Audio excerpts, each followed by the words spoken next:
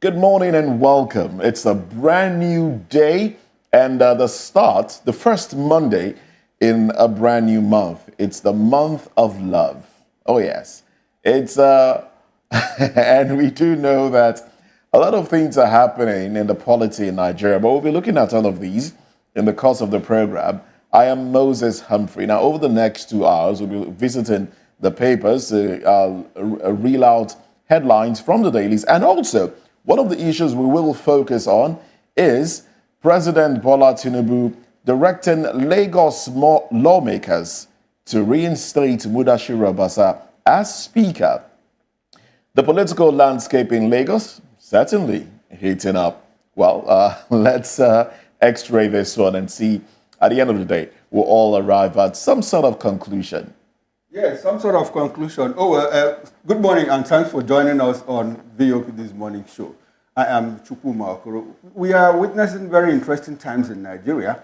Away from the topic that Moses just introduced, we also hear that we are talking about 2027 election, and APC spokesperson, APC leaders are saying, please don't allow PDP return to power. They are asking Nigerians, don't allow PDP to return to power in 2027. And I'm asking, whose call should that be? Should you plead with people to return you in office, or should their performance speak for you? And all of that. Oh, well, let's see how it goes. We have a couple of analysts who will help us dissect all of these things going forward. Those are major topic of conversation for today, on VOP this morning. But before we chime into other interesting conversation, we will encourage you to please click on the like button and also subscribe on our YouTube channel if you've not done that. On YouTube, we are at Voice of the People TV, and also on other social media platforms, we are at VOP TV Live. There's a number also you see scrolling on your screen. You can call us or send us a 1-minute video of yourself reacting to any of the topic of conversation today. I am Fina Chuku. And then talking about other interesting, stories that kept the social media buzzing during the weekend, the federal government announced plans to introduce an annual electricity subsidy, and this will be to the tune of $600 million. And this, they say, is for all customers from 2025 as part of efforts to reform the power sector. The subsidy is expected to last until 2027. And it also aims to bridge the gap between cost-reflective tariffs and regulated electricity rates, while the government works towards eliminating the metering deficit and enhancing the financial sustainability of power distribution among the companies. Now, I was asking my colleagues before the camera came on us this morning, and I was like, what's really happening? Because or is it Oluwaseun made a statement too about how some people will also pay high tariff for some months, before the subsidy was set in place and before Nigerians will start benefiting from this. It's also interesting to note that the government said that the reason for this is for them to work on the metering gap that Nigerians are talking about. A lot of Nigerians are, I think 7 million or thereabouts Nigerians are still battling with the estimated billing. But they say with this particular subsidy that they've also shared, they will make it this way that by end of 2025, 1.4 million Nigerians will get their meters. And by 2026, 4 million Nigerians also get their meters. And by the end of 2027, when the subsidy will end, 1.4 million Nigerians will also get their meters. And we have a discussion around this subsidy. The government is asking, how are we going to share this? Is it going to be 50% reduction or discount from your megawatt charges for the power you're using, within the first 1 month of first 1 week of each month? Or are we going to break it across, to say maybe every day, every time you're getting one unit subsidized and all that? But let's see how this one actually turned out. Chikuma, what do you make of this? $600 million. Yeah, honestly, I don't know. I don't even know what to think. Why I don't know what to think is that in one breath, the government is removing subsidy on electricity. And in another breath, they are bringing back a subsidy to the tune of $600 million. Not naira. I think it's $600 million. Yes. Between 2025 and 2027. And when I just heard that, what struck me was that, okay, 2027. And, anytime you mention 2027, what comes in the mind of an average Nigerian is, election. politics and all of that. Because I can't see how the government is saying, look, we want to deregulate the power sector. The government says we want to remove subsidy. And the fact that I don't understand what they mean by cost-reflective tariff and what it has to do with metering. Shouldn't that be the problem of the discourse? And if the federal government is stepping in, are you using $600 million each year to buy meters to close the gap? Fina, you said something about 7 million on metered. Yeah, 7 million Nigerians. So are you using $600 million to buy 700 million meters? I don't even know the whole why. thing is confusing me. You know, the whole thing is confusing me. So I don't even know what to think. Like when Fina asks me, all I know is that, look, do you even subsidize what is unavailable? You have to see power before you begin to talk about subsidizing it. I think what the federal government should be doing now is trying to ensure that the gap in supply, the gap in infrastructure, as in the grid that keeps collapsing every now and then, that's where they should concentrate their efforts. And probably allow the discourse and consumers to tidy up the issue of meters and all of that. They said there was something that they called MAP. It's like you acquire meter and you pay off over time. How much does a meter cost that you have to use $600 million, not even Naira, to subsidize it? For 1 year, that's 2025, 2026, and 2027. That's about $1.8 trillion. Am I right? $1.8 trillion. That's huge, if you ask me. That's all I can say. I don't know what else to think. Don't you think it's a lump sum for the period of time? I don't think it's 600. No, it's $600 million per year. Per year? Yes. It's interesting. Interesting times. Oh, well, I think government should just do more in terms of looking at alternative power, alternative energy. Because if we continue to toe this line, this would just be an avenue for people to embezzle. And Nigerians will not even see the benefit of it. Nigerians are providing everything for themselves already. And you're talking about subsidizing power when people are providing transformers for themselves. People are providing electricity poles, meters. The conversation around the meters is very, very confusing, or as Chukuma would say, confusing. Very, very, because we've talked about companies bringing in meters. They've talked about government putting in some money in that area. And now we are hearing that there is some sort of subsidy. It's really confusing. And, well, let's hope there will be better understanding going forward. Oh, well, let's look at another issue that is also bothering Nigerians. The Federal Capital Territory Police Command has commenced enforcement of the mandatory minimum third-party motor vehicle insurance. And this is in line with the directive of the Inspector General of Police, Kayode Egbetokun. The enforcement began on February 1st, 2025. Well, in a statement on Sunday, which was yesterday, Josephine Ade, Police Public Relations Officer, FCT Command in Abuja, stated that all vehicle owners in the FCT must now possess a valid third-party insurance policy before driving on public roads. And this is not just about the FCT. It's all over Nigeria, really. Third-party insurance. Yes, a lot of people would say, what if you have comprehensive insurance? Shouldn't that cover? Well, we know what third-party insurance is. It covers the other person in the case of an accident. Oh, well, we have an insurance broker who joins us this morning to talk about this one. Give us a little more understanding on this. We have Fabian Hart, Chidi Nwachukwu, as he joins in from, I think, somewhere in Nigeria. Good morning to you, Fabian.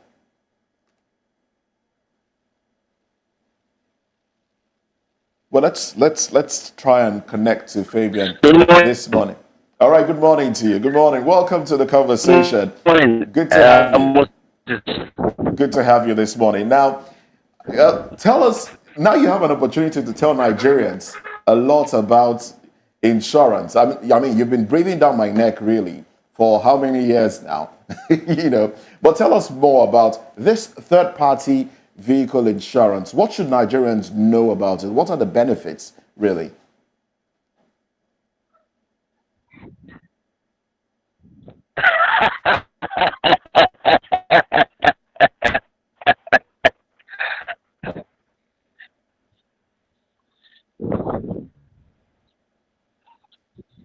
Well, go ahead. Talk to us. Talk to us. Let us know Okay, more about it. Go okay. ahead. First of all, third-party insurance is mandatory. It's statutory that everybody should have third-party insurance if you're driving a car. Yeah, so it's mandatory that I'm involved in with that notification. It covered for is 3 million naira. That's that's that's the When you benefit. say it It's the covers, minimum requirement. when you say it covers for 3 million naira, I don't understand. Is that what people will pay to get it, or that's what you get in the case of an accident? And what's the difference really between third-party insurance and the comprehensive insurance that a lot of Nigerians, a lot of vehicle owners already do?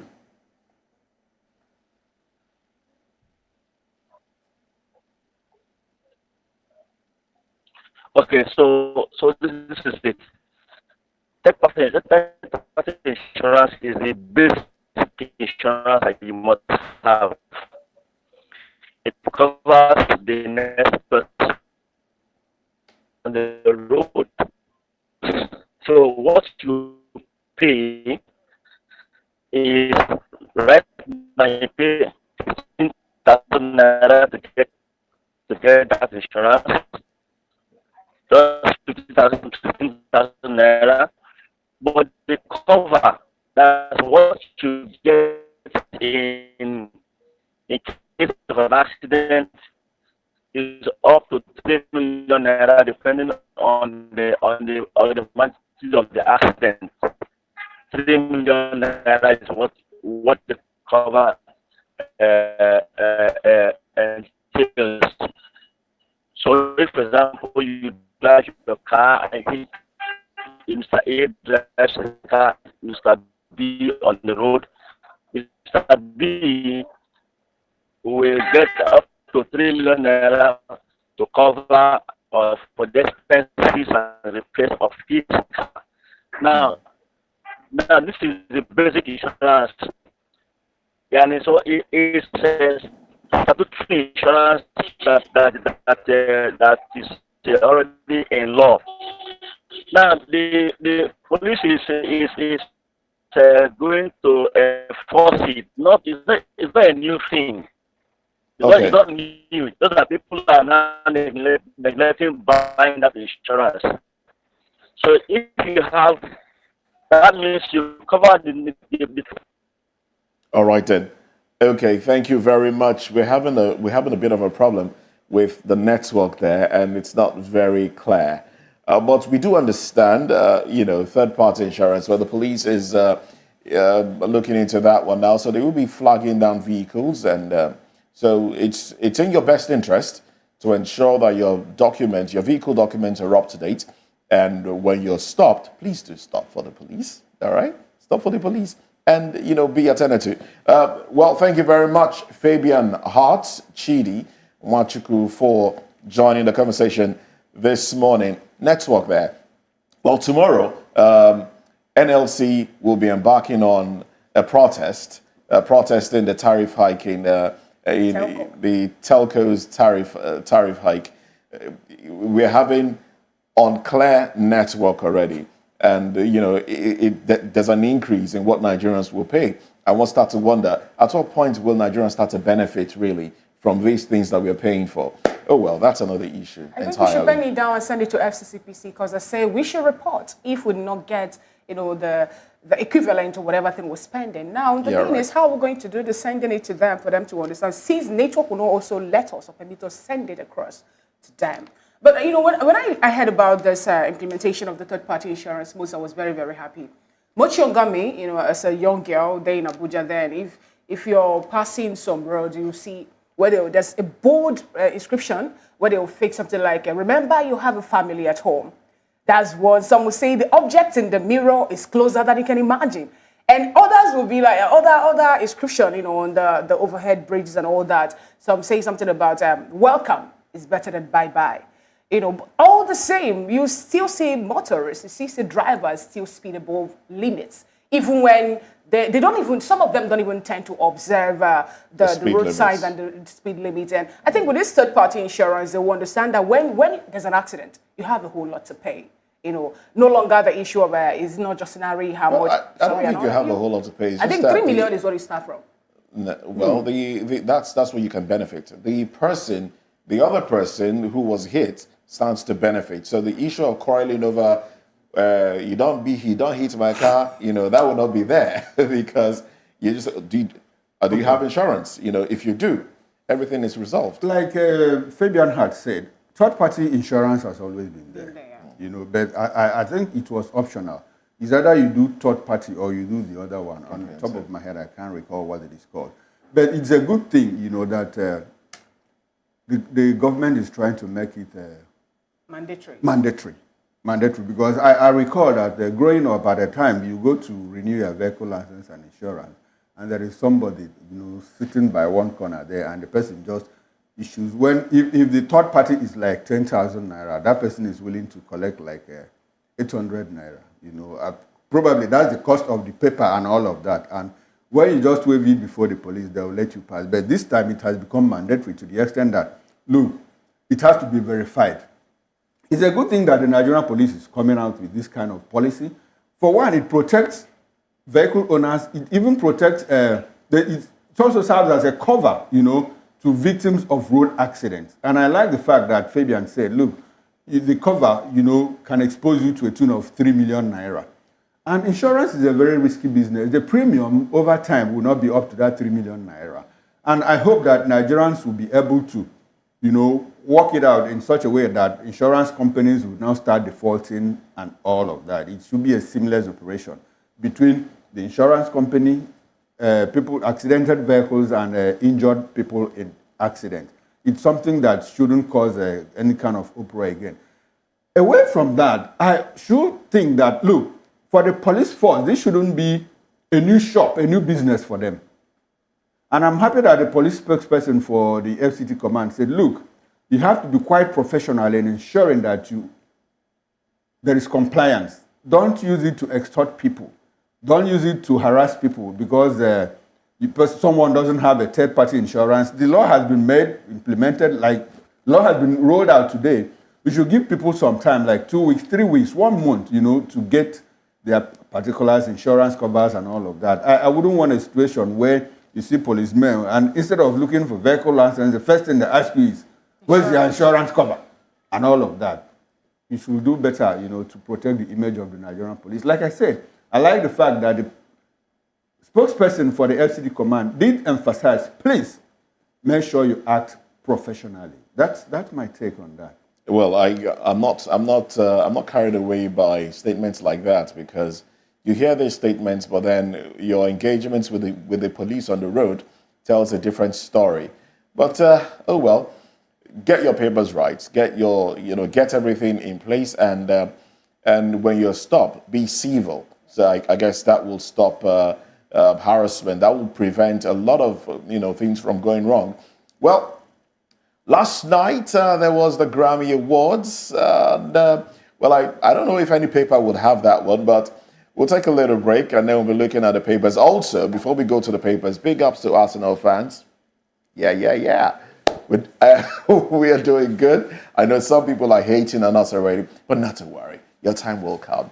All right then. Join us again as we look at the papers. Headlines from the dailies coming out shortly.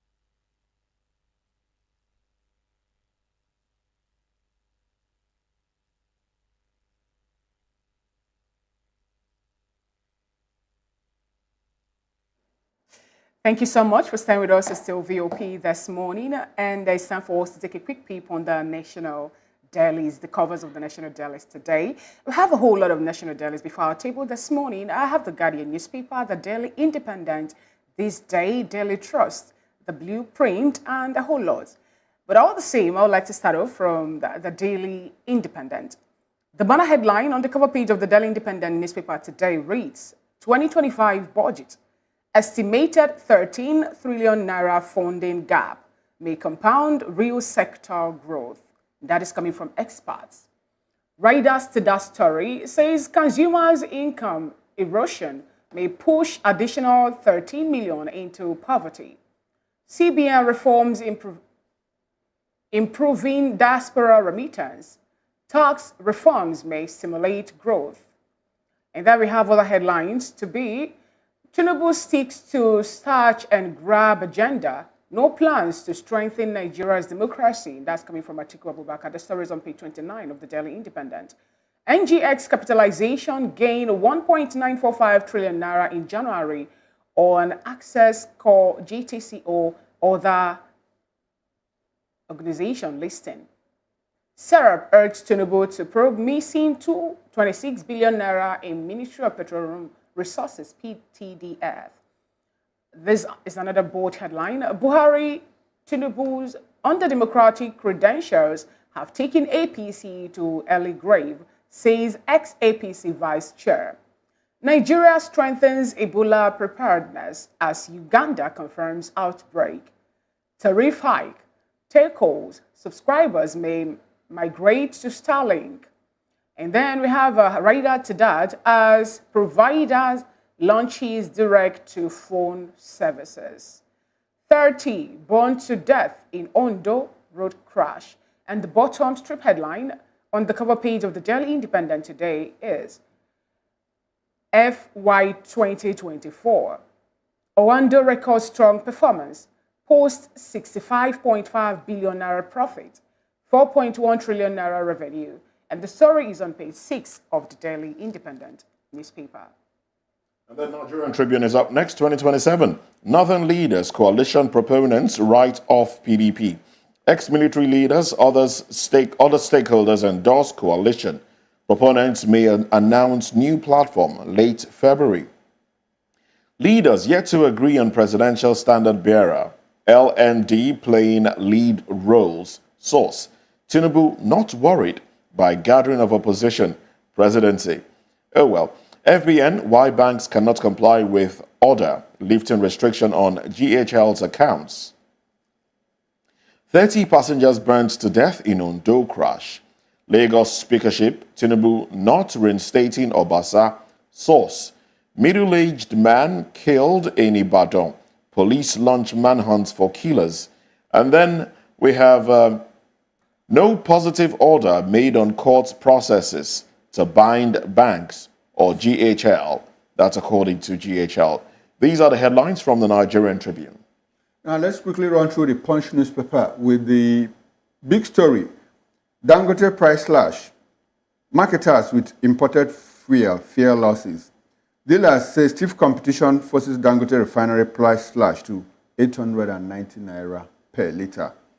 Then just by the nameplate you have frozen accounts. First Bank misrepresenting court ruling, says GHL. And another story there. Electricity tariff hike looms as FG, that's federal government, plans to end subsidy. Why banks cannot lift order the freezing GHL's accounts? That's according to First Bank. You have other stories. NCDC tightens airport surveillance as Uganda battles Ebola. And I have another story there. I believe Ladoja has information on Bola Ige's murder. That's coming from Pabisi Akonde. And that's all from the Punch newspaper. Well, that's pretty much how far we can go in newspaper headlines today. Join us again at 9 o'clock, where we'll go a little deeper into the headlines. We will be dissecting those headlines at 9 o'clock on Newspaper Review. In the meantime, let's take a look at the topics for conversation this morning. President Bola Tinubu has directed Lagos lawmakers to reinstate Mudashiru Obasa as Speaker. Well, some have said no, the president has not directed that he be reinstated. What is the GAC saying? Let's dissect all of this in the course of the program. Join us again.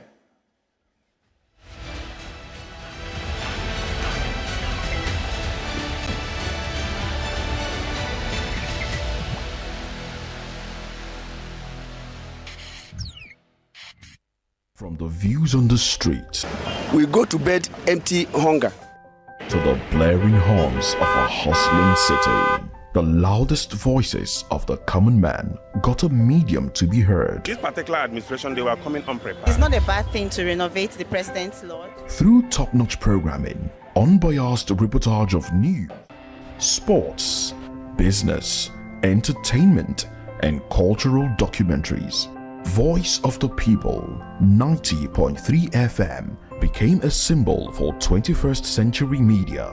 And now, a new baby is born. Voice of the People Television, VOP TV, youthful, full of vigor and penchant for excellence in the continent's media space, exposing the wrongs, applauding the rights, dissecting the news without fear or favor, through factual and accurate stories and contents. Corruption kills three things that makes a society.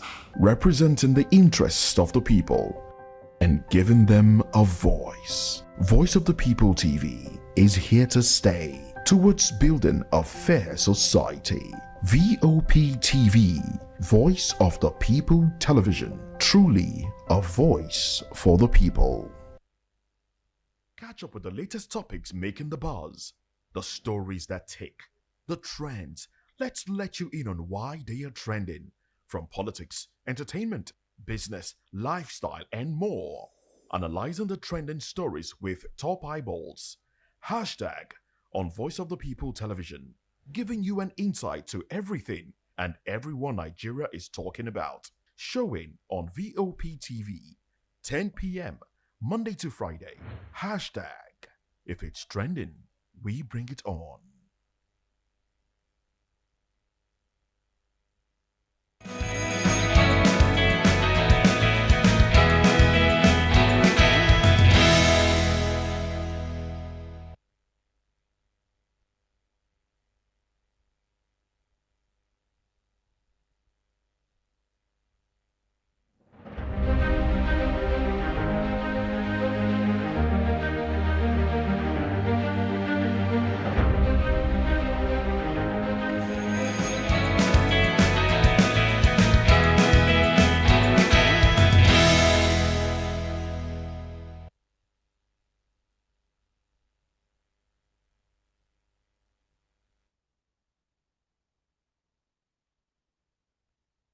Thanks for joining us again. Now, President Bola Tinubu has reportedly ordered the Lagos State House of Assembly to reinstate Mudashiru Obasa as Speaker just 3 weeks after his impeachment for gross misconduct and abuse of office. Obasa, who was ousted on January 13, 2025, has fiercely contested his removal, calling it unconstitutional. In a dramatic twist, it was reported by some dailies that Tinubu has instructed lawmakers to prepare for his return, that's to prepare for Obasa's return, affirming that Mudashiru Obasa will spend only a short time before resigning on his own terms. Oh well, with the assembly dominated by APC members, Tinubu's directive is expected to pass smoothly. However, some lawmakers are wary of Obasa's potential return, fearing he may seek revenge. Bringing him back will be like trying to pacify a snake after its head has been severed. While some others have also, there was another report that said that was not entirely true, that the president's intervention is not true. So we're having conflicting reports now. The report came out yesterday as to the president's position in the reinstatement or removal of now former Speaker of the Lagos State House of Assembly, Mudashiru Obasa. Well, let's look at all of this. We have with us in the studio Akin Fatunke, who is a communications consultant and a public affairs analyst. Right beside him is Barrister Darlington Agumwa, who will be joining in the conversation. And we have some guests from our outstation. They will also, we'll get to introduce them in the course of the program. They'll be joining the conversation as well. We have from our Benin station, Alhaji Ahmed Evakare.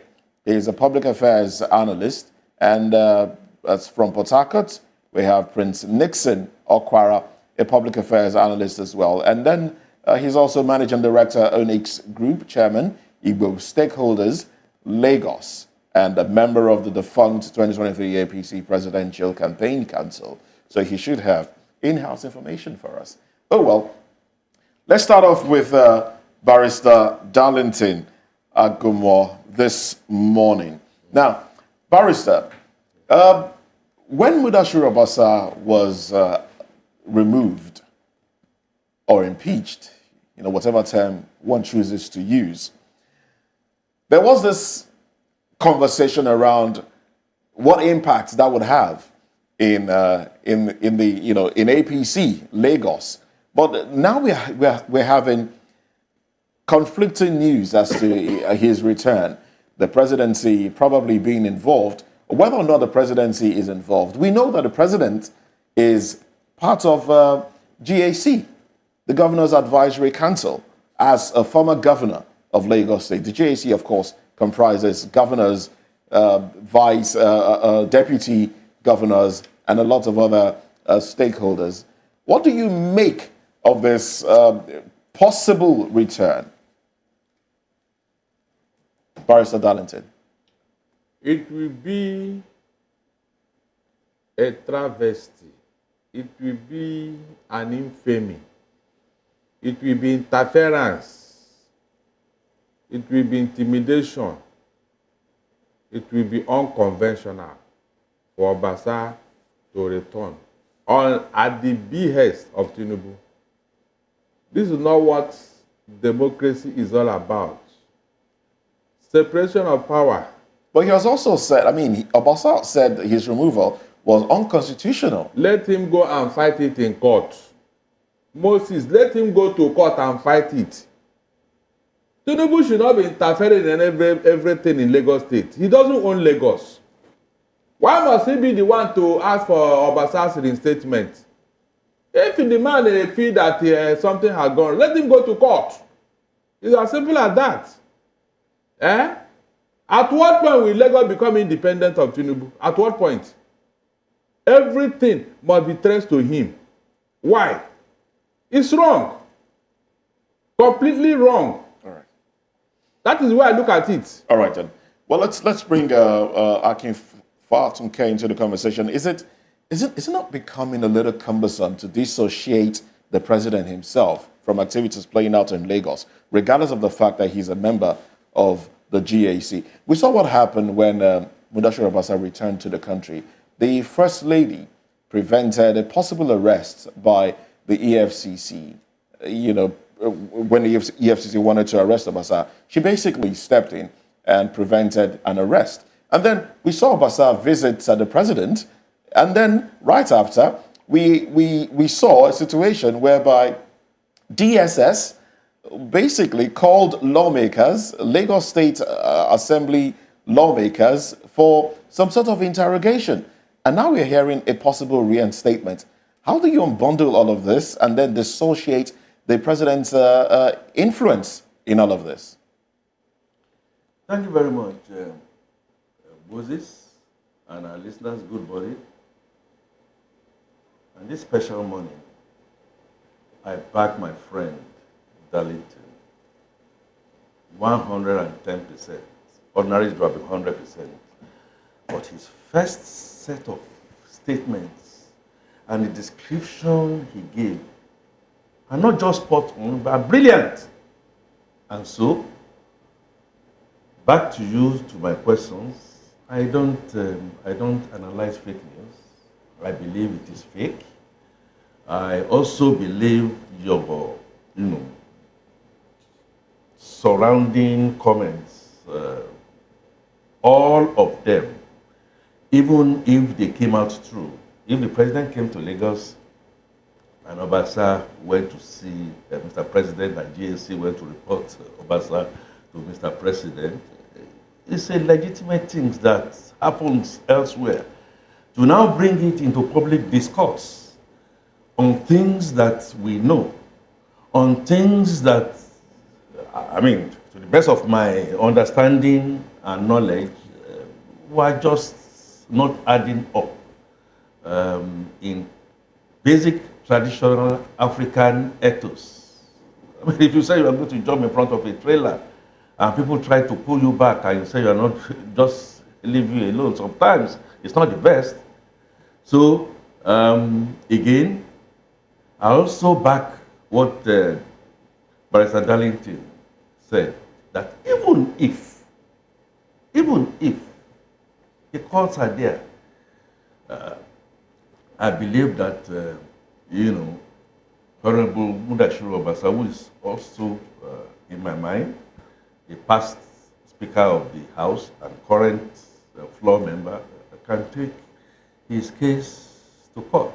But at the end of it all, what I see, put him, drag him, bring the president on and all, people are free to make their inferences. But like in 2023, which is the stone I'm going to throw into the puddle now, these are not just distractions, just making,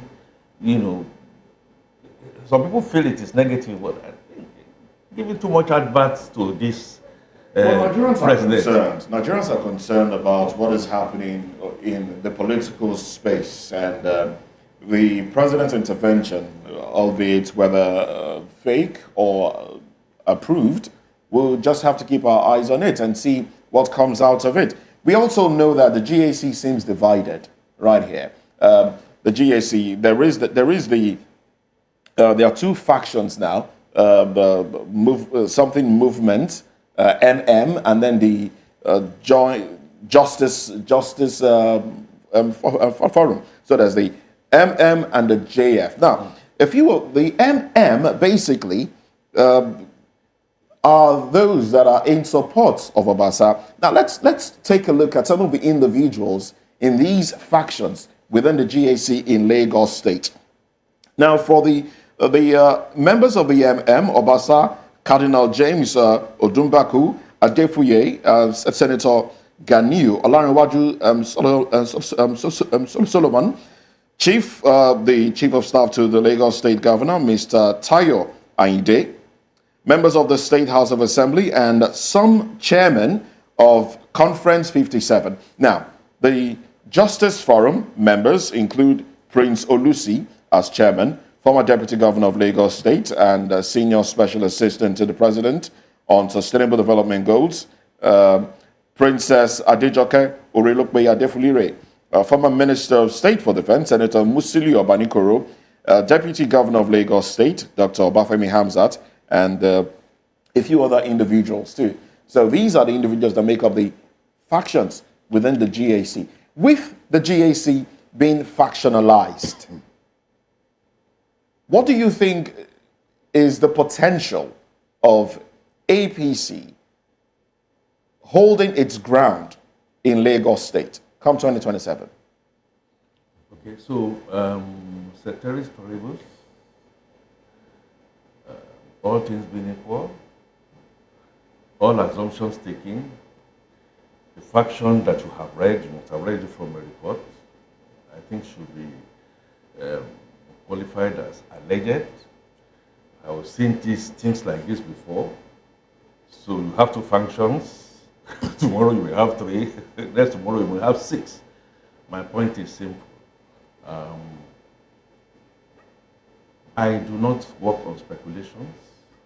I also initially read, and what I read so far was the fact that Obanikoro and Senator Adefuye are now being expanded.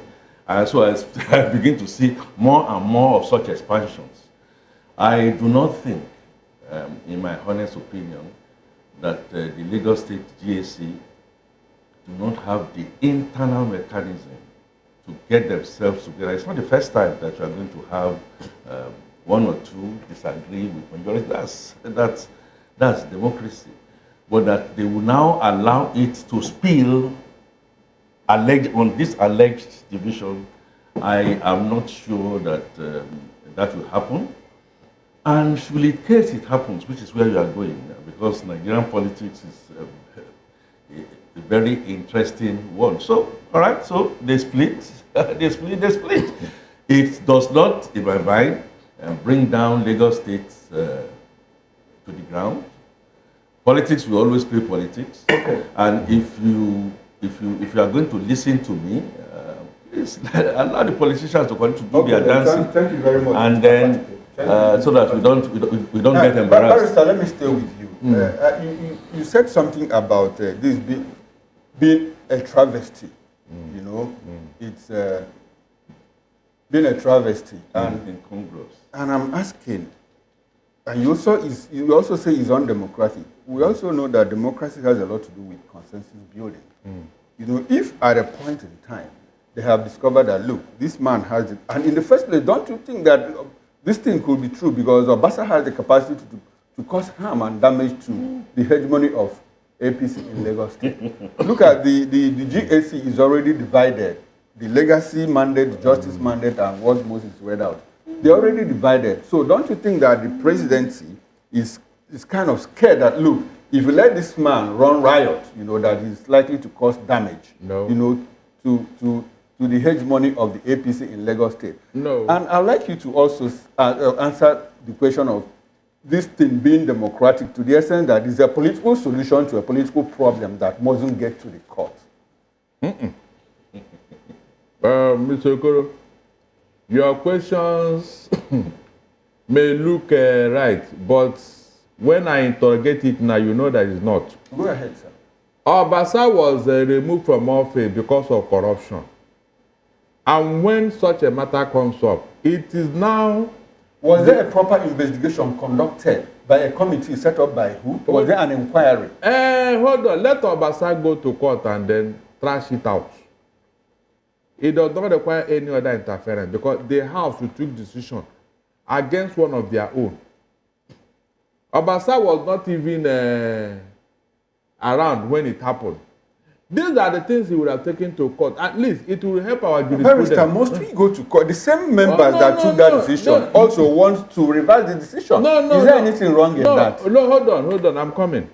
Now, that is one leg of your question. Okay. Then two, Obasa cannot. Obasa is a lightweight. As far as Lagos politics is concerned, he's a lightweight. He can only be as powerful as is allowed. If an Ambode was shut down when he wanted to go for second term, then who is Ambode wasn't a politician. Yeah, he was. Obasa is a grassroots politician, one of the main politicians. He's been there for 5 years. No, this is how. So why do you think that the government why do you think that the powers that be are trying to rein him in? The GAC, mind you, it's also is an agreement that he should be given a soft landing. Why all of this? Mr. Okoro, Obasa had been there at the behest of one man. Those who kept him there. He cannot be more powerful than them. People grow bigger than their masters, don't they? No, not in this case. Why? Not in this case, not in Lagos State. Mr. Darlington, if you think Obasa doesn't have the weight to make APC to be divided in Lagos State, then why is it that the anti-graft agency have not gone, to pick him up over the fact that he has an issue of mismanagement of funds also attached to why he was sacked and all that? Good. That is because some people are sustaining him in power. Which people? It is the same people that have asked EFCC to stay action. All this controversy is orchestrated, Mr. Okoro. All right. It's all about 2027. Let's get the views from somebody's orchestrating this. So I will not yes. lash on it. All right then. They want to play the same game that have been playing in Lagos State to deceive Let's Lagos get views from our station guests in Benin. We have Alhaji Ahmed Evakare joining the conversation. Good morning to you. Good morning to you. Welcome to the conversation. Now, let's get your take on this. I do believe that you've been following the conversation. Go ahead. Yes. I've been following. Yes, from the report thus far, I am in support of the fact that the presidency is interested in the matter because Lagos State is the eye of the presidency. And it will be a bad news, or let me say, it will not be a good thing to say that Lagos State, where the president, came from, they are having issues at their legislative angle.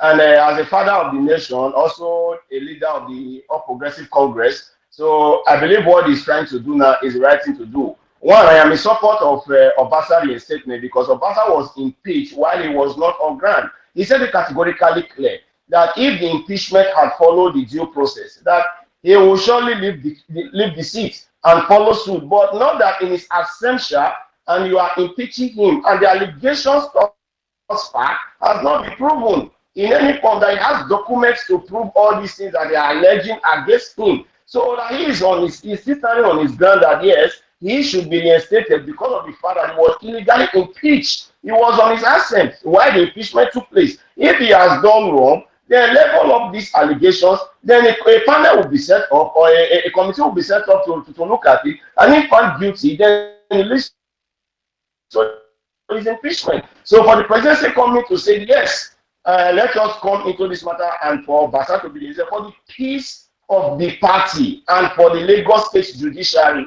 Lagos State legislative arm, I believe the presidency is on the right track. And to me, I am 100% support that the presidency should intervene to enable him come back to his position as the Speaker of the Lagos State House of Assembly. And thereafter, if the members so feel that yes, we all have the same equal constituency power, then we don't want you as our Speaker again for XYZ reasons, then he cannot be impeached while he's on seat there, so that then the normal the normal procedures will be taking place. So I'm in support of this, reinstatement. Thank you.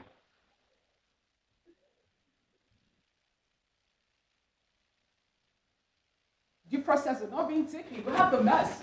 And not just that, 8 members also voted for his impeachment in the House. So if we're looking for, I think it's majority that will do the voting for someone to be impeached, but they look at all those things and they also carried it out. So what other constitutional rights are you expecting to get from the Lagos State House of Assembly?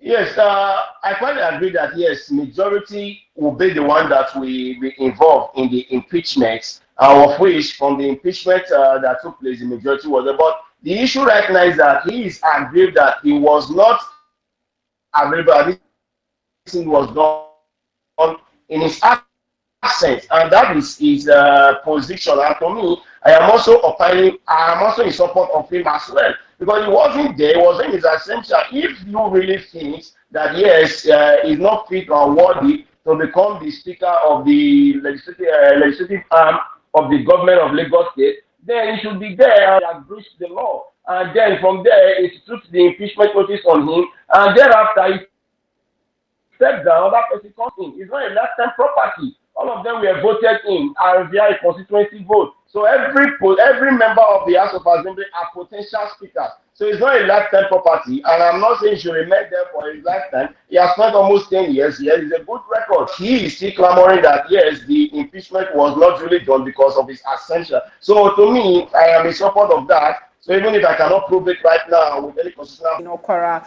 already seated. Now, Prince, we learned also that you're a member of the 2023 APC Presidential Campaign Council, default already.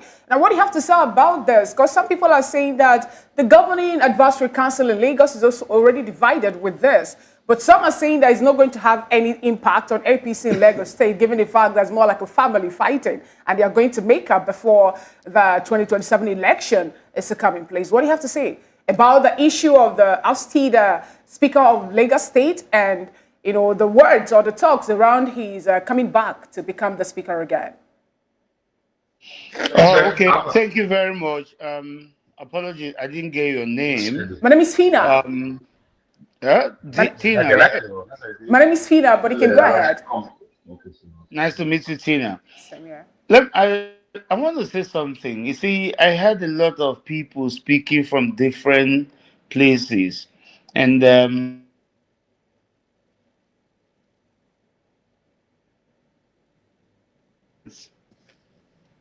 President Tinubu is a political power colossus.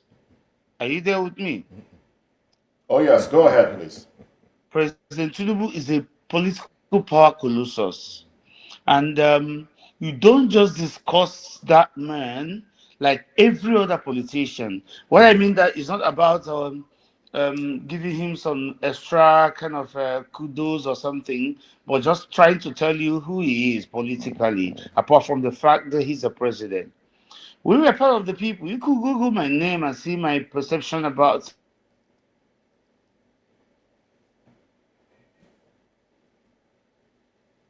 I guess we're having a network glitch because we can't hear you.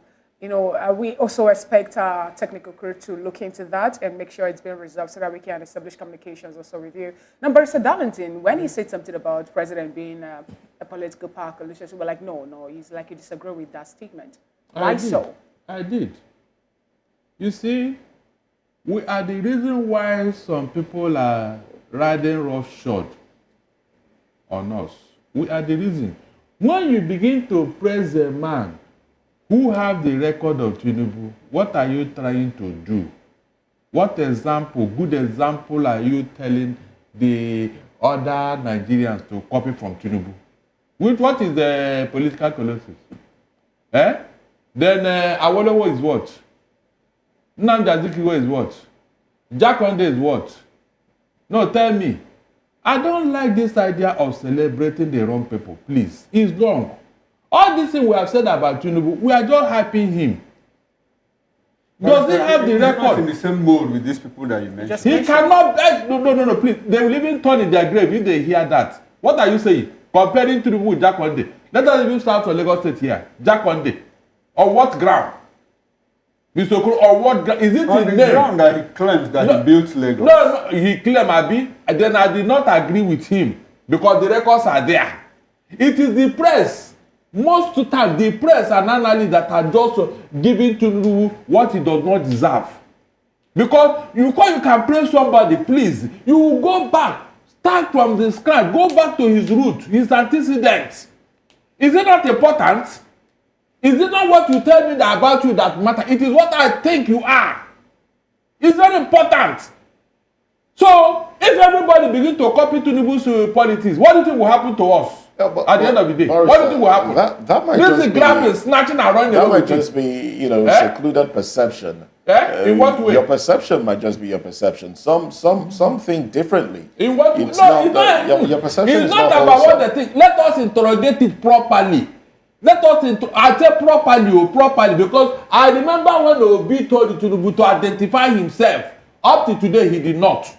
Is that what you did? Is that the person you are praising? Well, in the area of the political colossus, we know that he played a major role in the formation of the APC, and the APC has taken power from the PDP, and the APC has taken a lot more states. Started from Lagos, grabbing and snatching something? To other states in Nigeria. Mr. Okoro, I want to ask you. You remember this our girl called Okagbere?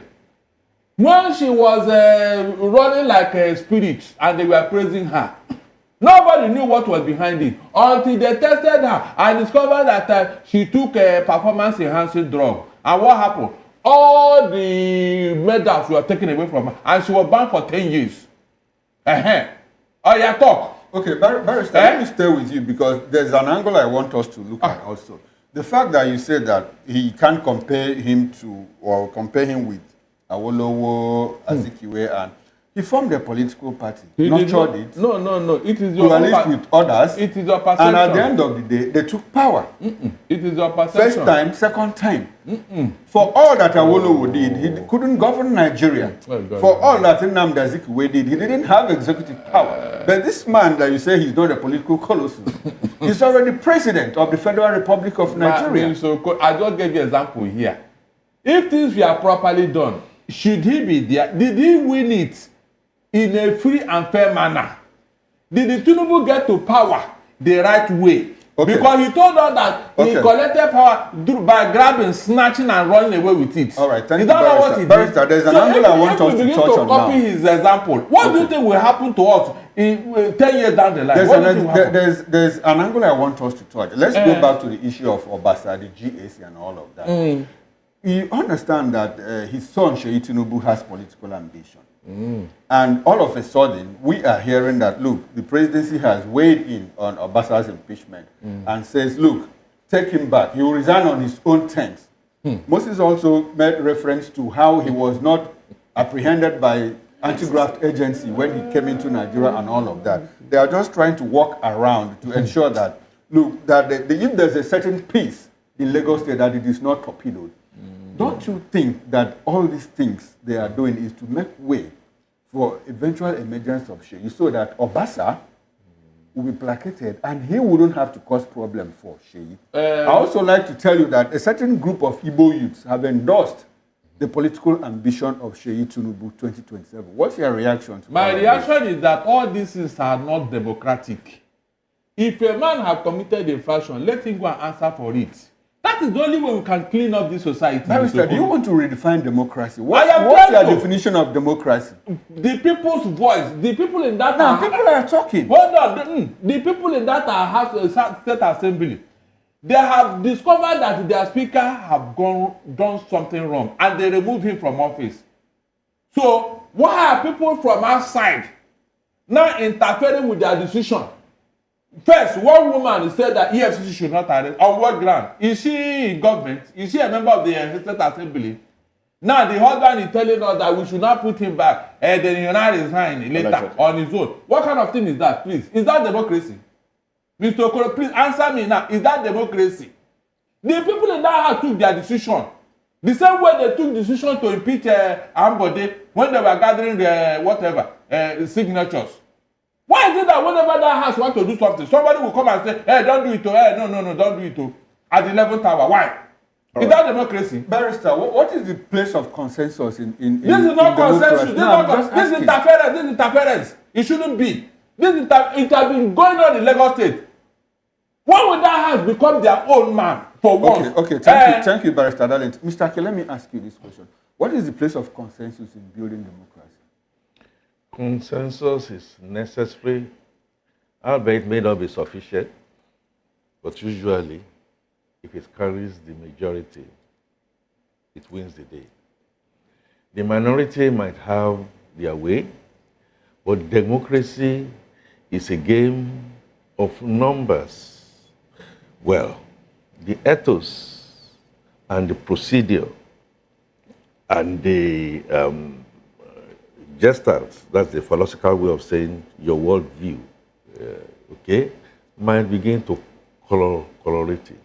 And for the umpteenth time, I am aware that the subject that you asked me to come and discuss has something to do with Obasa, and I made it point blank, and I will repeat it. There is absolutely no reason why we should be given by the way, he's the president and commander-in-chief of Nigerian Armed Forces today, President Bola Tinubu. I agree with Moses somehow, which dovetails to what you have said. Surely, the Alaji from Benin, I guess, was saying that, as Mr. President, you should be interested. Mr. President was interested to try and put a political solution to what was brewing in Rivers State. And the same us said he has no constitutional rule. He, in my mind, needs to be very careful. But I am 100%, like I said earlier, 110 actually, backing Barrister Darlington. Why is the fear? Why is the interference? Why? And I hear we are using it loosely. He was removed. He was impeached. What about the House rules? What does it say? Do they have to, first of all, do one or two things? Must he have to be physically present? I have not seen it that has been. But the truth also is that the jure and de facto I stand with the general to look at my de facto. I am not being speculative. It is going to be, I must be careful not to use a negative word. For people who are outside Lagos, okay, the Lagos Assembly, as it were, and the governorship of Lagos, to say that they did not see this coming. I mean, yes, again, it becomes a game of politics. Deny it as much as you are, and then try and see how to lure. But Mr. Darlington was making a point about Ambode. Ambode was not impeached. Yes, there were moves to try and see, to try and draw, but they did not hold on to the day. But the grandfather of them all, that's if you want to look at Lagos as a continuum, is Raji Fashola. Nobody will tell me that there were no undercurrents. You have to pull him down one way or the other for him not to get a second term. And then what happened? The same GAC came into the fray, and to borrow from Fina, they decided that they were going to be able to resolve it like a family. Okay. If you say that Bola Tinubu is not a colossus, and I'm not here to discuss whether Bola Tinubu is a colossus or not, but all I know is that amongst his peons, he today is the president and commander-in-chief of Nigeria Armed Forces of the Federal Republic of Nigeria. All right, thank you, Mr. Let's give that to him. Now, let's go to our Port Harcourt office, where we still have Mr. Nixon Okwara. Mr. Nixon Okwara on standby. Mr. Nixon, if you can hear me, we understand that a certain group of Igbo youths, you are Igbo and you live in Lagos, you also have an organization that you head. We hear that a certain group of Igbo youths have endorsed the governorship ambition of Sheyi Tinubu ahead of 2027. They say he has the capacity, to run Lagos because he's done a lot in business for himself, he's done well for himself, that he's empowered over 1,000 youths and all of that. What's your reaction to all of that? Thank you, Mr. Moderator. Prince Nixon, not Mr. Nixon. Just take that correction. As a matter of fact, I would pose the question, you may answer that later. Is Sheyi not qualified as a Nigerian citizen to run as a governor in Lagos State? That's a question. Sorry, Nixon Okwara. I'm the moderator here. I ask the questions and you answer. So I would like for you to answer. No, you don't ask me whether Sheyi has. You tell me whether he has the legal right to run for governorship. I will come to that. Okay. I will come to that so that we just don't get limitations from a lot of things I want to tell you guys. Because I discovered that so many of the people you have on this session need to be schooled about Lagos politics. You don't just come from an annexed state to speak over your what do you call it, the country of that have made you. Somebody is speaking from Benin without understanding Lagos politics. He's mentioning GAC. He does not even know the composition. Somebody is speaking Prince from Nixon. It would be nice if you just, go straight ahead and answer the question as against throwing jabs at other guests on the show. Please do respond to the question asked. You see, I want to tell you something, and I need to explain something somehow. You see, the governorship aspiration of Sheyi Tinubu, if eventually he wants to run, is his prerogative, is his primary right. He has the right, unalienable right, to contest as the governor of Lagos State. And nobody has any way or any reason to stop him. I'm not talking about that. I'm not talking about my choice of the governor. When that time comes, we'll talk about it. But what I don't appreciate from what is going on here is like this discussion was just an anti-Tinubu discussion. Because you know why I say this? I am not for or against, but I was trying to tell you guys what happens in Lagos is not the way you guys are seeing it. Lagos is the most functional state in Nigeria, the most functional state that has democratic procedures. And I believe that when the time comes, everything that we think that is an impasse or an issue will be resolved. Okay? You don't come to talk about a legislation that is already sitting on a very serious process that has not been thwarted over since 1999 to date. And somebody is behind it. When I start to mention a lot of things, you'll be surprised. But there's something I wanted to say that a lot of people may not like, and I have to be factual about it. I'm somebody who speaks the truth to power. There's always what you call Baba Sokwe in Lagos State, that meaning that Baba said. And when you talk about Baba Sokwe, a lot of people use that to achieve their aim, and they know that Tinubu is a Democrat. He listens to the people. So the Speaker of the House mobilizing people to come to the public podium or whatever to announce his arrival and do demonstrations and the rest is in this direction, because they know that the president we have is somebody who listens to what are the people saying. And if they look at it that the majority, like some of you guys are now supporting and speaking about it for or against, you are opinion molders, and this our president listen to it. A lot of people in Nigeria, including our politicians, who are so lazy, so many of our elites, the strata of the social class all of us are clamoring for, are so lazy. They have not come to study the man at President Bola Ahmed Tinubu. That was when I talked about him as a country. But somebody just intercepted my discussion and felt I was trying to hype. I wasn't hyping. I'm trying to educate some of them to understand that this man we are talking about is majorly a colossus. Nixon, let me stay with you. Let me stay with you. You just said something now that is quite instructive. You said that the president is a Democrat and that he listens, when people talk to him. Can you tell us how he has listened to Nigerians in the midst of economic decline, in the midst of poverty, in the midst of insecurity and all of that? How much listening has he done, and what has he done with what Nigerians have been telling him? Do you see an improvement in the living standard of Nigerians since 2023 that he got into? Let me land with my question. Is there any difference in the standard of living? Is it better or is it worse off than he met it and all of that? How about insecurity? He said he's a Democrat. You want me to speak now? Can I speak now? I have not. Let me land with my question. He said he's a Democrat. He's been bypassing the National Assembly to make some expenses on behalf of the Nigerian people. How democratic can that be? Do you have a proof for that? Yes. Yes, there is proof. Okay, fine. Then let me answer your question. Then you come real with your proof. Can I go ahead? Yes, go ahead.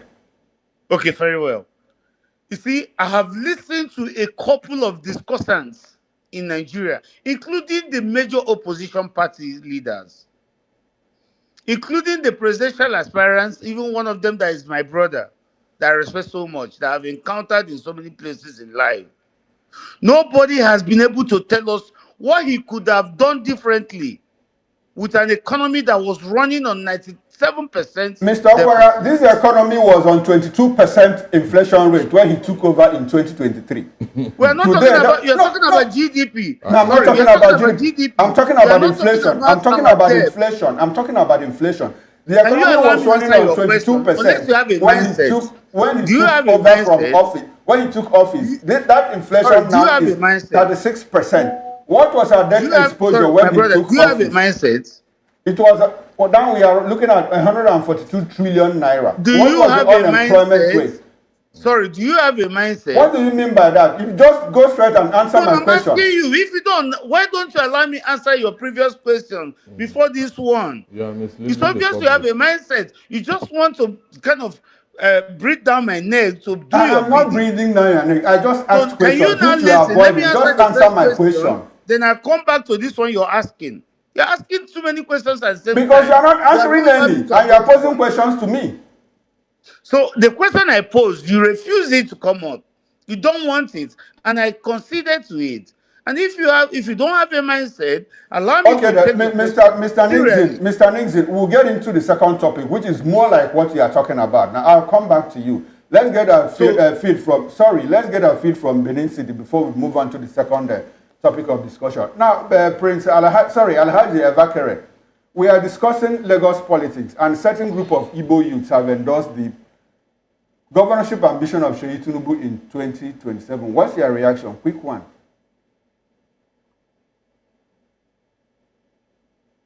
Can you hear me?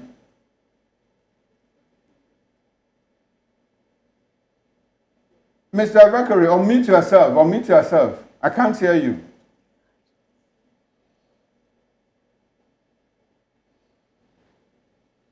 seem Can to you be hear me? having. I can hear you. Go ahead. Oh, yes. Yeah, I can hear you loud and clear. Okay, good. Thank you. Yes, Sheikh Tinubu contesting for the governorship seat of Lagos 2027 is a civic right and responsibility. It is a civic right to do that, and there is qualified. As long as you are above 35 years of age, you are qualified to. For the Igbo youths that are endorsing him, it's also their fundamental human rights. Therefore, right as well to also support whoever they wish to support, and also associate whoever they also wish to associate with. Yes, they are supporting him for reasons best known to them, and since they have their right of franchise to vote in Lagos State, so and they choose to believe that yes, Sheikh Tinubu will be a better person to govern the state in which they reside and do their businesses and do their work and get their livelihood, and they are in support of him. They have every fundamental right to do that. Right, so for them doing that, I have nothing against that. All right, then. Thank you very much. If they still think that yes, Tinubu is good and it will be best for them as governor, fine and good.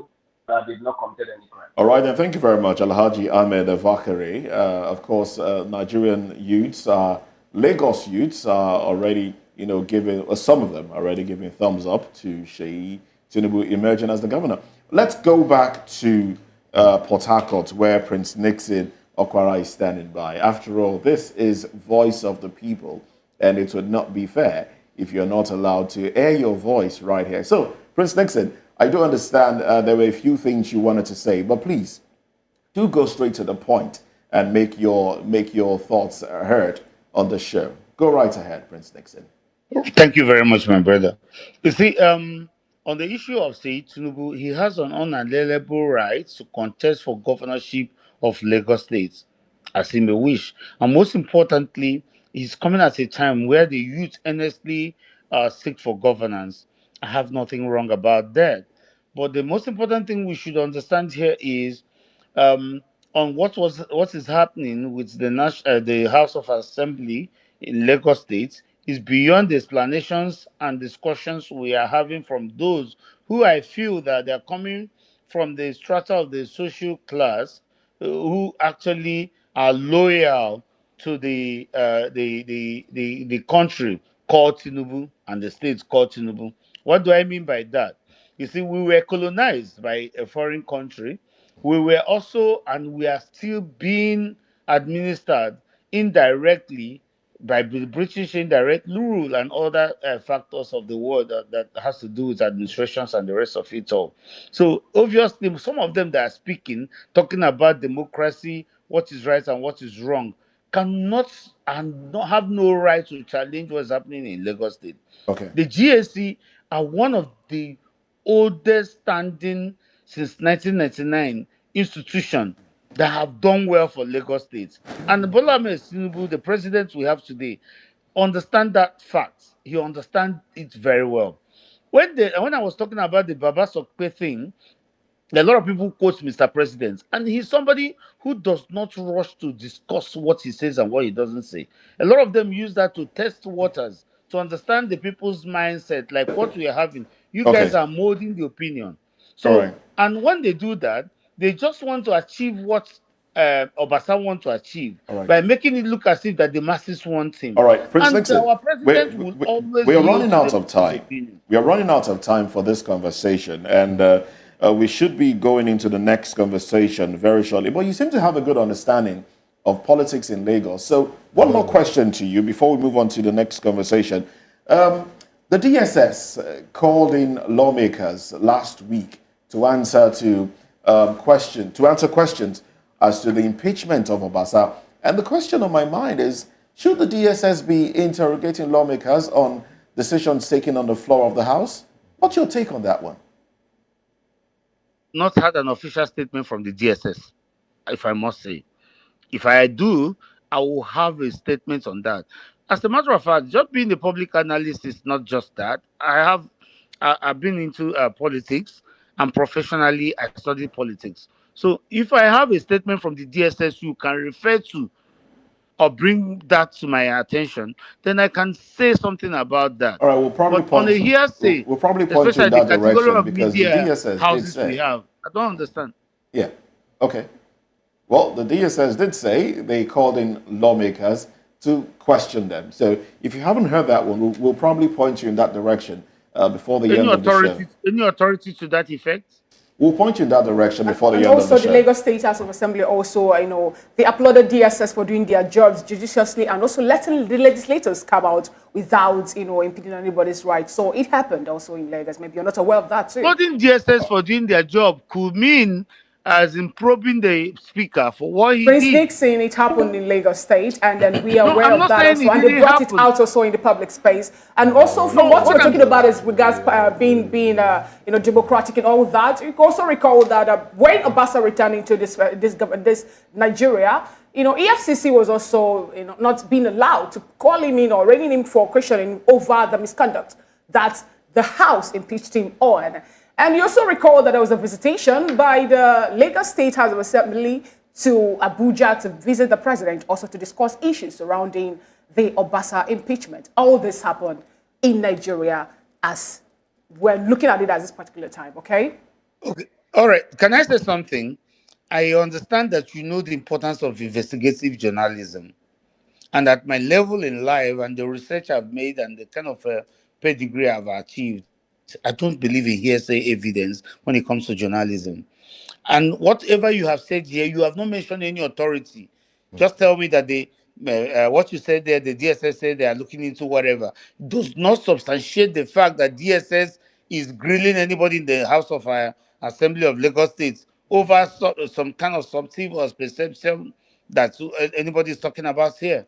So I only dwell on facts. All right, then. If you can authoritatively quote anybody, an authority. All right, thank you very much. Thank you very much, Prince Nixon Okwara. Now let's move on to the next conversation now. The 2027 election, PDP is a sinking ship on the verge of extinction. That's according to Bola Ibrahim.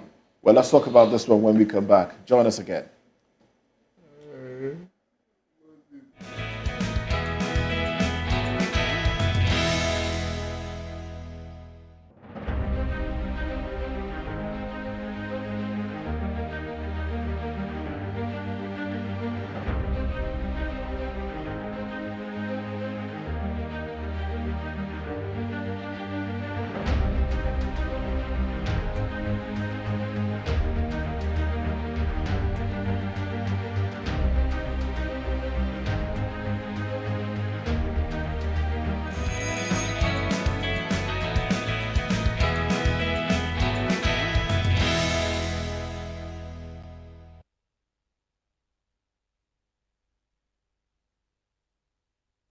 Thank you so much for staying with us. It's still VOP this morning.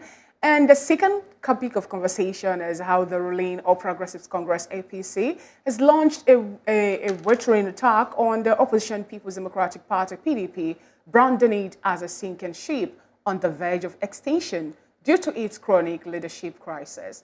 APC has called on Nigerians to prevent the PDP from returning to power, citing the alleged decay it left behind after 16 years of misrule.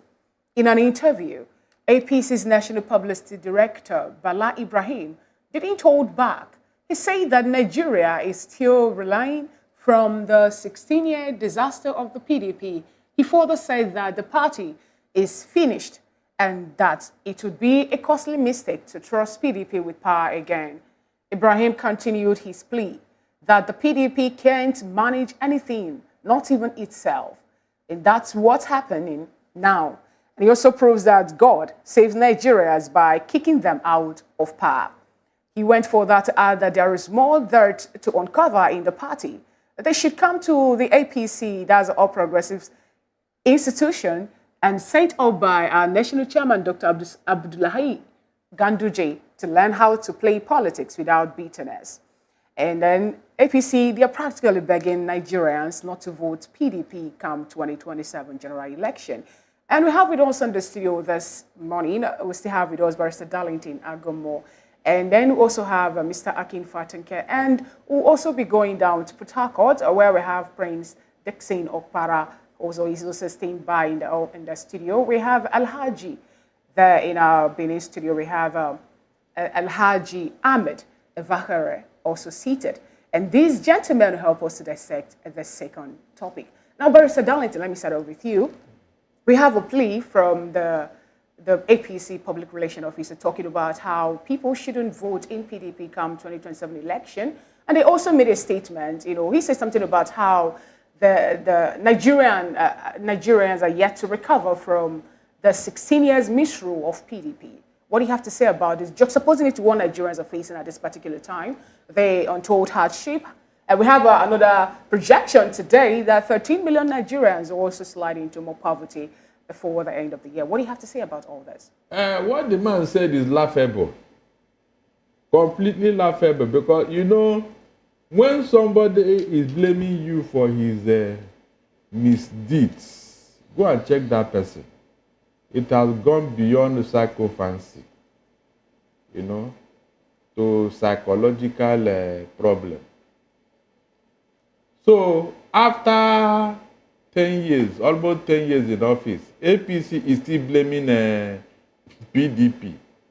What rational mind can come up with such argument? Look, the only reason why APC have gone this far in propaganda is because I think the gentlemen in PDP, they are becoming over gentle. I'm telling you, they are giving the APC room for this type of propaganda. If they have a real spokesman, they should reply them.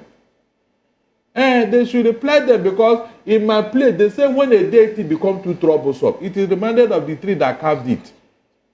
PDP and other opposition, they have not been telling the APC where they are coming from. They are not. They are not. Even I listen to how APC is insulting other opposition leaders, like Atiku, P2B, and the rest. I ask myself, you mean there is no spokesman in this opposition to remind them of their own leaders or where they are coming from? Because I remember, countdown to 2015, AIT brought out a documentary. It's not even a documentary titled The Line of Bodilon and the Essential Buhari, where they told us who these men are. Immediately they ran to court and told them to stop airing it. These are the same people that are now telling us that they are the next thing after God, and nobody is talking. It's unfortunate, seriously. Okay. I wish I am in this opposition. Okay, I won't even wait a minute in replying them. Let's bring Mr. Aki Fatuka into this conversation. Mr. Aki, you heard what the APC spokesperson said. A leader, one of their leaders, practically begging Nigerians not to bring PDP back to power in 2027. If you factor in all of that, does it look like the APC is jittery? Is their performance not speaking for them? Shouldn't they allow Nigerians to make their choices instead of saying, look, please don't return PDP? I mean, if you have done well, should you be the ones telling Nigerians not to return PDP? Shouldn't it be your performance? Again, thank you, Okoro, Mr. Okoro. Allow the politicians to do the thing they will have to do. I don't know if you are a card-carrying member. Go to card-carrying member at the world level. They will tell you, they can even kneel down and pull themselves into nakedness to swear on mother's grave. Politicians will always do what they need to do. No, but whatever they do impacts our lives. Now. Of course, it's a so part of life. Should we listen to them, or should we listen to them? I haven't said you shouldn't listen to them. Okay. Allow them to do their talk, but you have your emotional intelligence. You know what you need to do. You have your strategy. What that caption that you mentioned, begging Nigerians not to allow, the other side also have been begging Nigerians not to allow the main parties, the ruling parties. So that's why I said, leave that. But beyond that, because I write the statement, it's contrary to what I am hearing this morning, that the PDP allegedly are saying the problems we have internally is caused by APC. That again is the way of politicians. And the gentleman in reference was saying, how can that be? Naturally, how can that be? Oh, so you now have such an octopus of a human being, a devil incarnate, that will go beyond, will decide when you are going to have some things with your wife, have children, when you should be coughing and should not be coughing. It should be, in my mind, your capacity to be able to adhere to governance principle. Internally, internal sabotage, internal contradictions, and internal backbiting cause PDP in alliance with some other parties to have gone into the... You seem to be going off the track. No, You are more like evading my question. I am not you are going... more like evading my question. My question is this. What's your question? Shouldn't the performance of the APC speak for them rather than them as practically begging Nigerians? Please don't return the PDP. Mr. Okoro, did you hear me say here? Well, you didn't hear. I said governance. So what else are you trying to say? Governance did what? But I am not, excuse me, what you want to pull me into, I am not prepared to go into politics here and there. All the parties do exactly the same thing. And if you choose that you want to believe APC at this time, you want to believe Labour at that time, and you want to believe PDP at that time, well, that will be your prerogative. All I am saying is that is the stock in trade of politics has always been like that. I am not going to take that to the bank. Wait until you get a response from PDP. Then you know that sometimes you're a bit careful. Don't join in that kind of fray. I am wise enough not to join in the fray to now then say, of course, why are they in government? It should be for good governance. Pure and simple. Why should you beg? But if that is the language that the politicians use to tell you that your mother is a prostitute and all that, you join politics, you hear when? That is my point. All right, let's take it down to Benin Station. You know, Alhaji Ahmed would like to get your own contribution to this particular one, where the All Progressives, they are telling Nigerians not to vote PDP come 2027. Alhaji, what's your take on this? Yes, thank you so much. I have been laughing since, listening to my guy speaking. Yes, you see, politicians are the same. It's only few politicians since the inception of 1999 that have stick to one political party. The rest of them are always jumping from one political party to the other, and their main goal is just to grab power and not necessarily to affect the life of other people.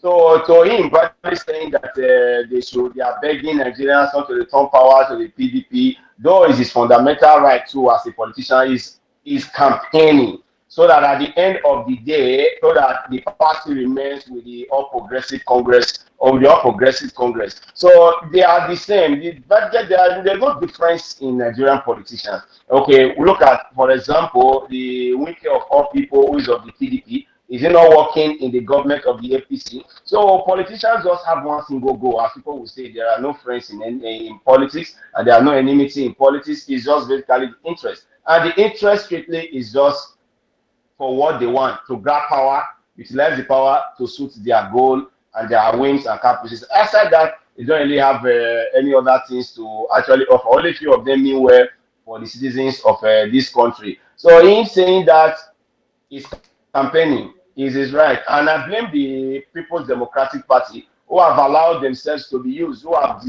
degraded their party to a very zero level, if I may say so. You're supposed to have been a formidable opposition, but look at what we are seeing from them. In fact, even we that are the social commentators, we are even more of opposition than them. We are even the ones speaking on their behalf. They are just there. They are not speaking. They are not doing the right thing. They are not. When you are a formidable opposition, the government's in power will sit upright. When PDP was in power in 2020, 2013, 2014, they know the hits the All Progressive Congress gave to them, and that was practically what gave the All Progressive Congress the leverage to become the ruling party in this state. But now the All Progressive Congress, let me stay with you. They are just sitting down like follow.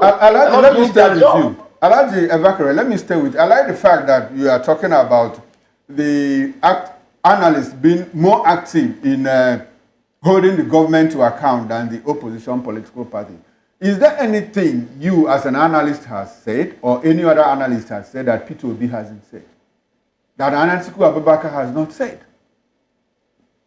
I'm just asking. All right. I mean, is there anything you have said Yes, yes. or that the PDP spokesperson has not said, or that Obio Raifo of Labour Party has not said? I want to understand when you say that, you know, they are not strong in holding the government to account as an opposition party. What else do you want them to do? To me, I am not feeling it. Unlike the way the All Progressive Congress held the mainstream industry ransom, the social media ransom, even up to the Chalakawas in the street. What is it not part of their job? So if they have been using, you know, the mainstream media and it's not working for them, what happened to the social media aspect? Right. If that one is not working, what happened to the Chalakawas in the street? Okay, then. What happened to them? We are not feeling it. We are not feeling their position. That is why I use that statement. We are not All right, then. Thank you very much. You can agree to the fact that 2014 you could feel your position from the All Progressive Congress. Are you feeling same from the PDP now? The answer is actually no. Oh, well, the PDP and other parties in Nigeria seem to be struggling with internal issues. We saw what happened last week where PDP had a BOT and then a BOT meeting, and then the fight basically broke out. Well, let me go to Port Harcourt, where Prince Nixon is standing by. Prince Nixon, I want to establish communication. I want to be certain that you're still with us on this program.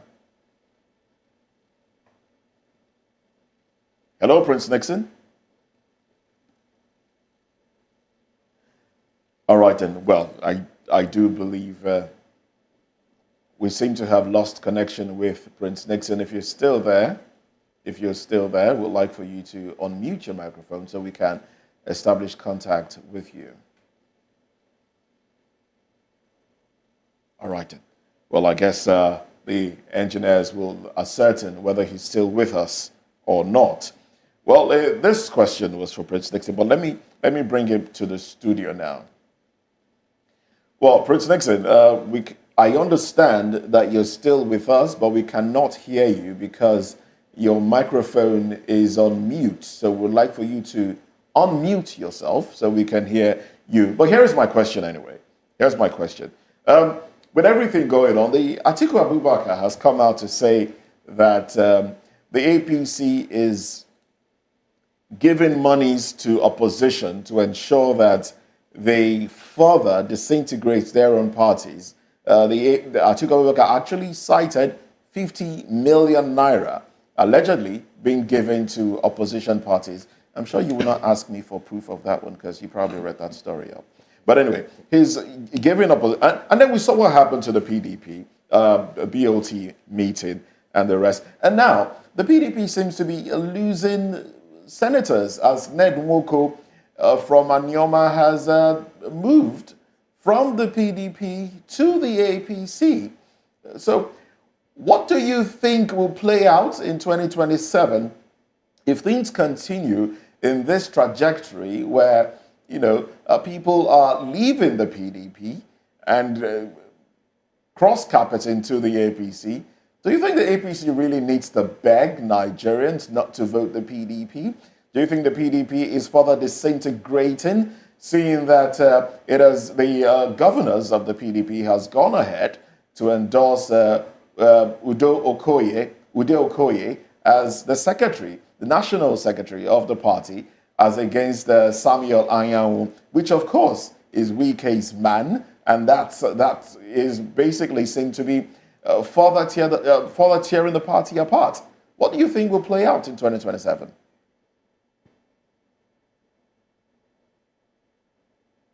Well, let me bring that question to Barrister Darlington. Barrister, if you heard the question, please react. You.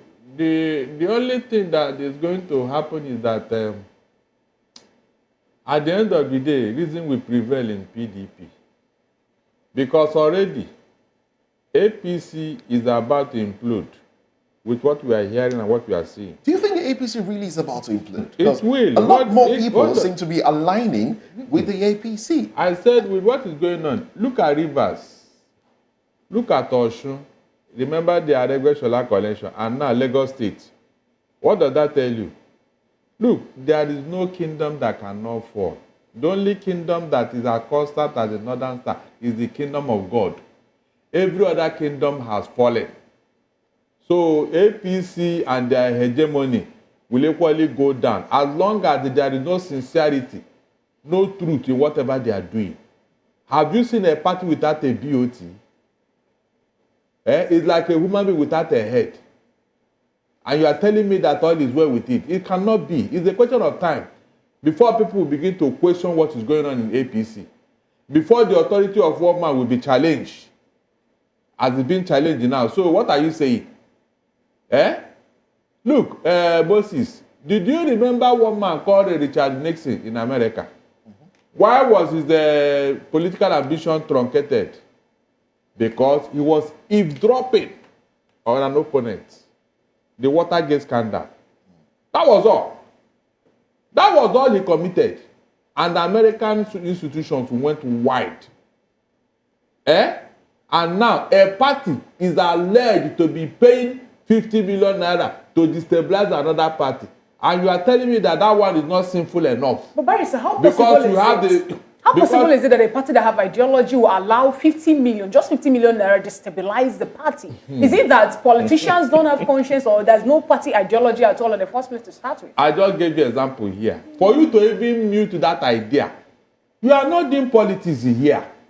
It's like brigandage. It's like a mafioso.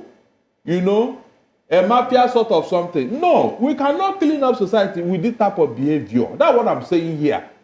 I remember when Obasa wanted third term, he went to bribe Gali Naba, who was the speaker then, though he's late now. The man who brought the money in Ghana must go and drop it on the table before the house and say, look at the money they brought from you to support the third term. He brought the cash that Obasanjo gave to him. All right. The question I'm asking here, if we continue to behave like this, how can Nigeria get better? Because it's all about Nigeria, not about you. That's the big question. That's the big question. So when we begin to support these people who are playing brigandage with our life, it's wrong. All right. When you commit infraction, call that person out. That no, this is not how to go about this thing. Because when you leave office tomorrow, the thing you committed will be here. It will not go with you. All right. That's thank you very much. Let's bring Mr. Fatuke into the conversation now. You've been shaking your head. Is it in disbelief or in disagreement? Which one? Because politics is life, even amongst those of us who are analyzing. Even in all manner of fun, politics is life. So you always see people who will naturally tend towards where they, they have some soft spot, which is also right. I'm shaking my head because the pot calling the kettle black here.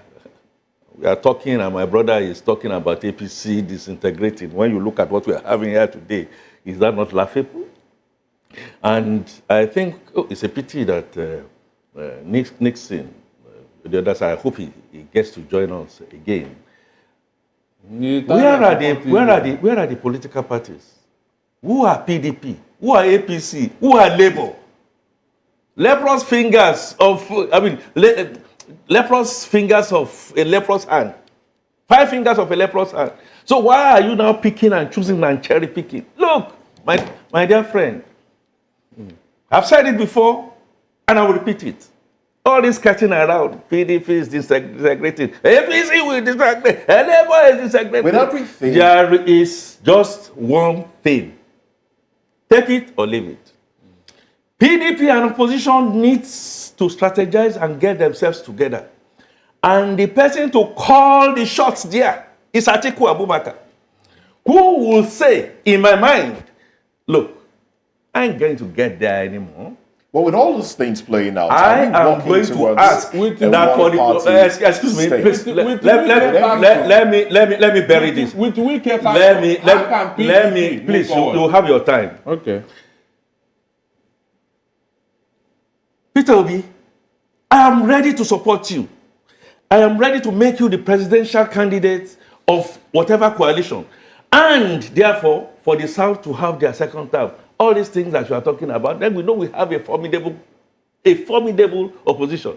All these ones that you are sketching and then looking for people to blame for your internal inconsistencies will not go. And I said it here before, and I will repeat it.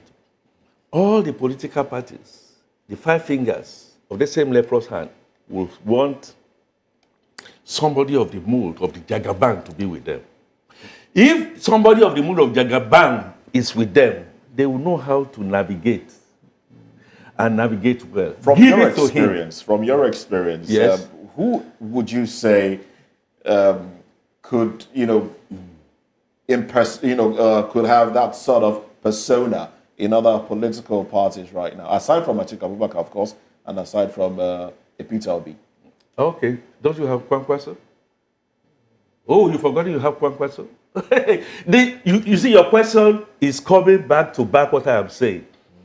That in the Southeast, and it's high time to say the truth, the Southeast must come together with one voice. Unless if that is, okay, are you going to tell me that you don't have Professor Soludo, who is governor right now? He is not in APC, he's not PDP. But the people that attack him for good or for bad are people from that angle. All I am just trying to say is, you have to have the wizardry, the juggernaut of a Jagaban of Bogu. All right. And I'm sure many of them will want to have that, and then they all full. For now, for political With the way we are going, don't you think we're walking towards a one-party state? With the way things are playing out now. Is it? Now you have described. Sorry, I beg your pardon. You've described the opposition as a leprous hand. Yes. Basically, to say that they really cannot do anything right now. Okay. So the APC seems to be the only one holding sway, and might just continue to hold sway. Good question. Comes back to what Barrister Darlington is saying. Who says? Okay, he didn't say it directly. Who says that the only people opposed to Bola Ahmed Tinubu are in other parties? That APC, there are quite a number of APC bigwigs who are in disagreement with Bola Tinubu. Yes, look, there are certain things we should do, and stuff, but honestly, we are in the same boat. We must continue to reinvent and make sure that certain things that are done right or wrong, don't jump in ship. Not jumping from pillar to post. Mr. Fatuke, let me stay with you. I like the fact that you said something that all the leprous fingers, 5 of them, all of them will want to have the Jagaba of Bogoland. That's my opinion. That's your opinion. Yes. I want you to rely on your opinion and tell us what Nigerians have benefited from this Jabagan of Bogu in the past 2 years. Okay. In terms of standard of living, insecurity, economic, soaring purchasing power, fuel price, and all of that, hospital, education, infrastructure. Just in 2 or 3 minutes, can you tell us what Nigerians have benefited from him? One of it is honesty. To accept the fact that Nigeria is going down the drain, and it has to stop. Sorry? That is in alignment with every right-thinking Nigerian. Nigeria was going down the drain. If he has not shown enough character, he's human. If he's not showing enough character, but that he came and said, look, let's halt, let's make an attempt. In the process of putting policies together, there will be gray areas. Maybe putting too much, stick on fire. And that we should stop borrowing. That's number one. Then number 2, he has achieved a relative efficiency in loan management. We were spending up to 97 or 98% of our earnings. Number 3, he has attempted to bring in issues of bringing governance to the grassroots. Fourthly, the tax reforms, minus all the policies that is playing, that look, this is the direction we should go. Okay. I could go on and on. Okay. To say, therefore, that he has not done anything. Nobody said he has not done anything. I just asked you. Oh, okay. So, Barrister Darlington, I want you to react to the question I asked you. There are people who say he's not done anything. You know, when somebody has been battered psychologically, when he sees something that resembles success, he will think that God have come. I say resemble, not that thing is real. Oh. Tinubu exploited what he met on ground to deceive Nigerians, especially with this fuel subsidy. The corruption in the fuel subsidy under Tinubu is worse than all they have put together on those subsidies, the corruption that is, as I'm talking to you today, nobody have told us exactly what is going on there. Nobody knows. Why can't he make it clear? How much is he subsidizing the fuel that people are praising? Barrister, wrap up. I'm coming. Because I want you to wrap up. What has Nigerians benefited nothing, in terms of standard of living, nothing. education? I said nothing. Based on the money we are making, we are even going down. Because under him, inflation has gone up to 34%. From 22, he met it. Our debt profile has gone up from 87, he met it to 142. Is that progress? We were buying fuel at 87 naira before APC took over. Under Tinubu, it has gone to 1,000 something. And he told us, listen very well, Nigerians. He told us that it is because he removed subsidy. That is why we are buying fuel at 1,000. Let me ask you, the subsidy that we were enjoying under PDP, was it up to 1,000? I want to know why people are not looking at this direction. If they were subsidizing fuel for us at 200 naira, the government was paying. From the one we are paying, then let's give or take, it should be 400 naira. Why did the Tinubu take it to 1,000 and is he praising himself? Are you telling me that there was any time in Nigeria where fuel was subsidized for Nigerians at 1,000 naira? So this 1,000 naira you took it to now. Where is the money? Where is the money? People are talking. I would not want to ask question. We've had this conversation a lot of times. I'm telling you now that he is making more money than any other government. All this one that you are telling us about states and other states are looking up to the federal. If the federal is doing well, my dear, the cost of living would have drastically improved with the money they are making. We shouldn't have even borrowed one night again. You are borrowing money and you are now blaming the states. They are not doing very well. What a contradiction. I told you here that $1.4 billion was borrowed from IMF and World Bank in order to show up the fuel subsidy. All right, then. The fuel subsidy that they are praising him for. Let's go to... What is the president there? Let's go to Port Harcourt again. Let's see if we can, get Port Harcourt, Prince Nixon back into the conversation. I do understand that he's still with us. Good morning, Prince Nixon. If you're still there, let's have your take now. Okay, thank you.